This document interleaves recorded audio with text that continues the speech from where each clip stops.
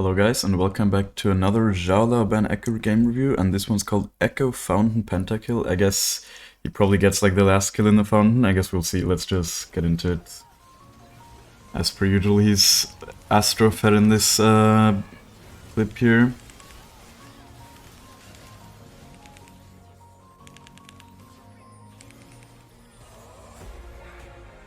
And did they just show the whole Pentakill here? No, I don't think that was a Penta, right? Let's see, Master Elo, and the rune setup he's been running lately, again with the Scorch, okay.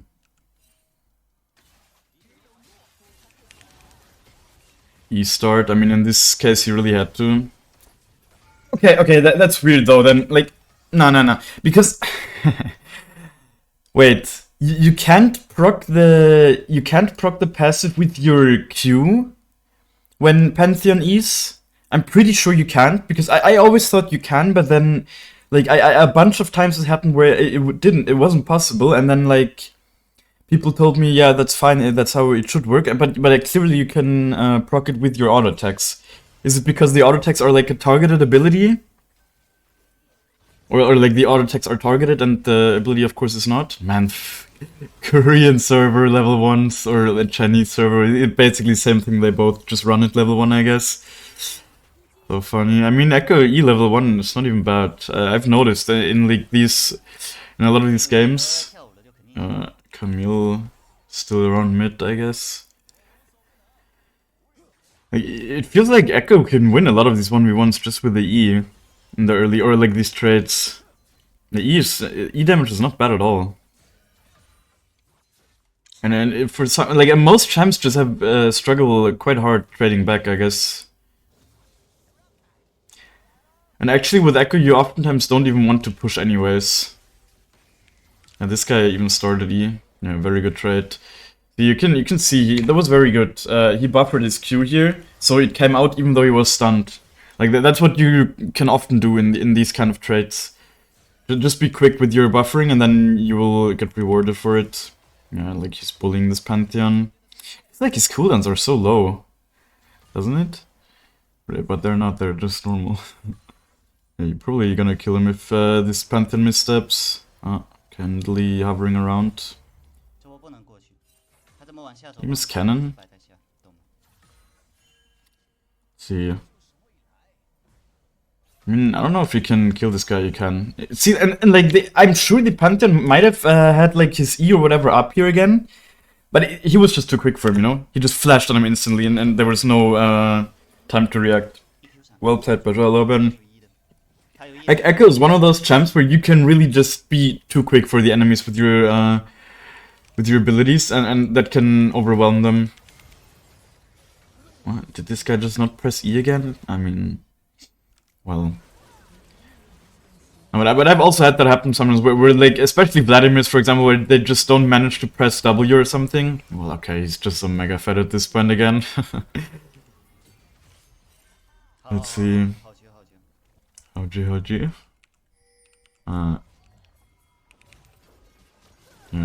I mean, this is worth 100% worth. Ekko is also one of those champs, is like, you are already snowballed, but like you can, it can always get more unfair, basically. I mean, that's probably the case for most champions, or like most assassins especially. But like with Ekko, it just, the game gets easier and easier, and like, yes, he's already fed, but you can still keep taking kills, right? Like sometimes, I guess sometimes people like say they also want kills when you're already fed with Ekko, but it's like Ekko is such a disgusting champ on ahead, especially because of his ult. Okay, there's a bunch of diamond players in this game as well, so it must be really low master. So it's like, if you keep taking kills, it's better than like, let's say an Akali that keeps taking kills. I swear, what I've noticed so many times in my games recently is that people are sometimes really fat, but then they just give their shutdowns. And with Ekko, it's very easy to not give your shutdowns, you know? And I'm sure that's not just because I'm better than most of the people that I play with, but it's also because Ekko is just much better at not dying. So I guess, like, with Ekko, having those massive shutdowns is not as much of a risk. Because, no joke, like, 90% of the games that I play at the moment are difficult even when the early game goes well, because people just, at some point, they give their shutdowns, and then the game feels basically even again. So yeah, I think Ekko getting all the kills is not a bad thing. Wow, he goes Magi's first here. That's definitely crazy. That is crazy. Very respectable though.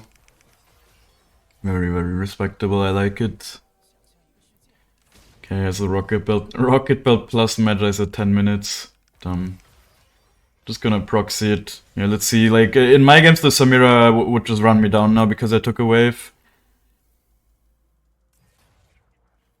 I'm obviously exaggerating, but like that kind of stuff genuinely happened to me recently sometimes.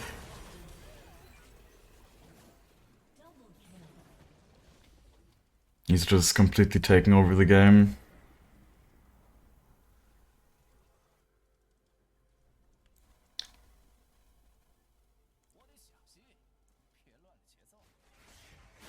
This poor Nidalee. And you can see, like, very important, like, I want to also, obviously, in these kind of games you can't learn too much because Ekko is just a different champ when he's 9-0. But, like, very important here, like, he doesn't E on the Nidalee right away because think about the thing that she can do. She can just jump over the wall. Even if she couldn't jump over the wall, she could possibly flash over the wall if it was another champ. And there's no reason to E on her here. Like, just walk up to her, Q her, auto-attack her as much as possible, and then when she jumps over the wall, follow with your E, you know? Like, that's such a big thing you need to think about with your E. Just hold it in a lot of these situations. And oftentimes you might even bait out flashes and stuff with that as well. Could go for the rabbit on second tier. I don't think he ever does that though. I've actually seen Ekko the Nico go for Shadow Flame recently, although I think Ekko the Nico, he just goes for like troll builds anyways. No joke. Like he goes for tier and Comet as well. I think he's just trying out. I mean, I don't know, maybe it's not troll, maybe it works actually, but oh, is he dying here? Wait, could he not have ulted here? No, I don't think. I think they actually layered it perfectly. I don't think there was any time between the knockup and the Pantheon W. I guess boots plus this is better, Samira. Well, okay, at least the game's a tiny bit more interesting again. Yeah, they have a Nunu. I just realized.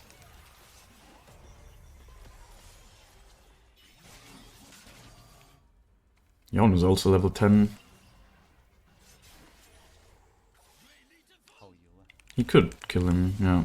You can see, this is what I've become much better at doing. It's like using the rocket belt to like, just using the reset. You can use it any way you want. You can use it to do the EQ combo really quick, but you can also do it like he does it here, where you just E, rocket belt, get the second stack, and then Q. Like, it really doesn't matter. The important thing is proc your passive, you know? Like, sometimes you might even just use it so you can get out another auto attack, especially when you don't have a lot of attack speed. It's also really important.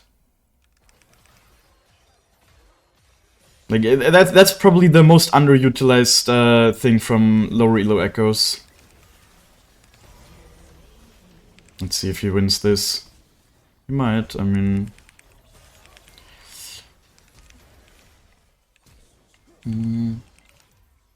Might have to escape here.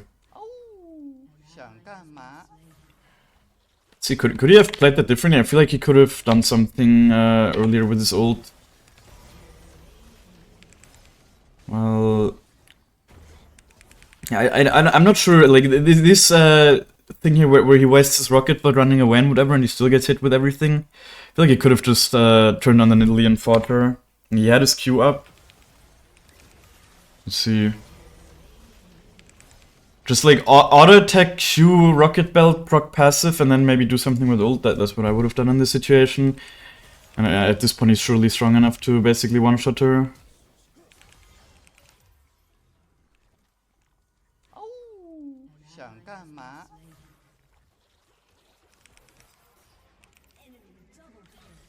Oh, this Yon's popping off.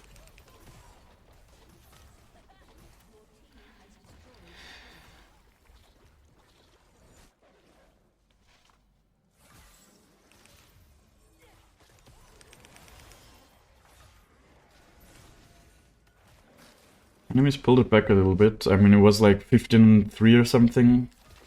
And that's what I mean, right? Like, this is genuinely what happens in all my games as well.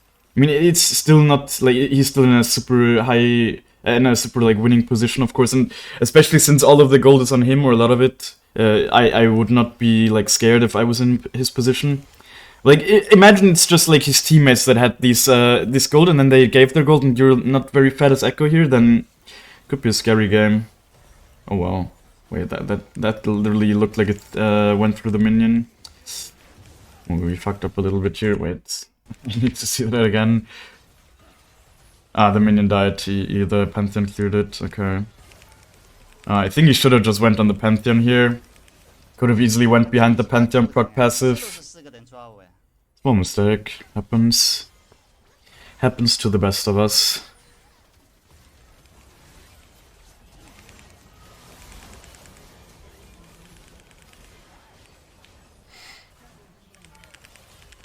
Very nice. Doesn't get the Penta here, does he? Ooh, very close. Oh, you can tell he wants that Penta, but he won't get it here. Damn, that was close. That was close.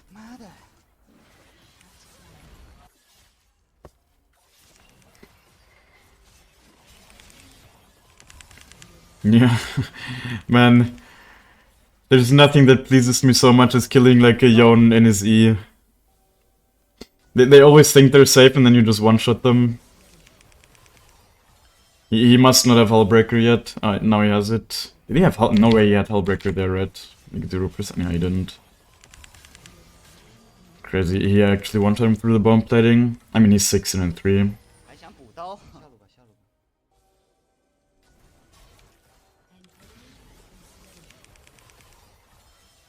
Let's see, I want to see the Penta.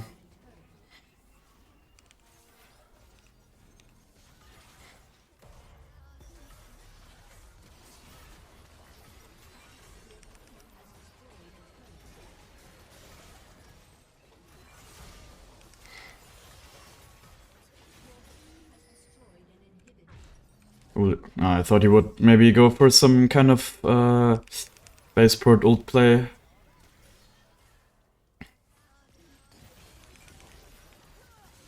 See, these are the kind of Ws you need to be placing all the time. Like, you can see, it got a stun here. Just like, from out of vision, from max range, just place in these brushes where you know you're gonna fight. Always place these Ws. They get stunned so often. But the important thing is to do it from out of vision.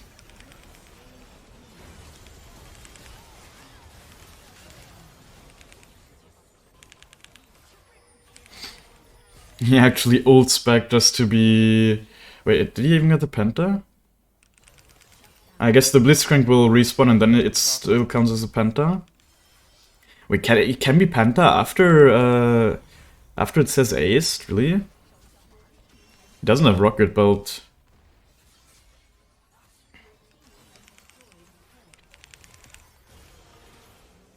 Wow, okay. Nice, damn. Nice game. As per usual, Omega Fett.